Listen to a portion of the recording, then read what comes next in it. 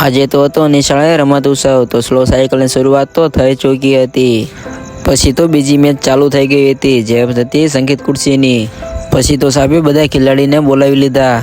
પછી તો ભાઈ ખુરશી ગોતી દીધી ને રમત થઈ ગઈ ચાલુ. પછી તો છેલ્લે તો હતા 3 જણા ને 2 ખુરશી. પછી કોણ ઉત્તેજક બની તમે જોઈ જુઓ.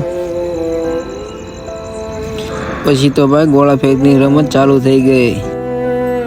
પછી તો આ રમત પૂરી થતા છે દોરડા ખેંચની રમત ચાલુ થઈ ગઈ છે. દોરડું સરખું કરવા લાગ્યા છે, જેથી કરી દોરડું ખેંચી શકાય. પછી તો ભાઈ રમત ચાલુ થઈ ગઈ હતી. આ રમતમાં હતા 11મા વાળા વર્ષી 12મા વાળા. તો તે જીતી તો ગયા 12મા વાળા નહીં, પણ 11મા વાળા મોટા ભાઈ, કેમ કે 12મા વાળા પતી ગયેલા હતા.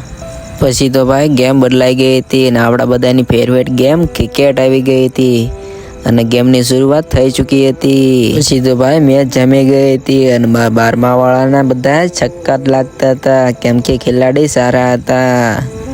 તો કોમેન્ટમાં લખી નાખજો કે તમને આવું બધું જોવા મળે છે કે નહીં મળતું તમારી નિશાળમાં.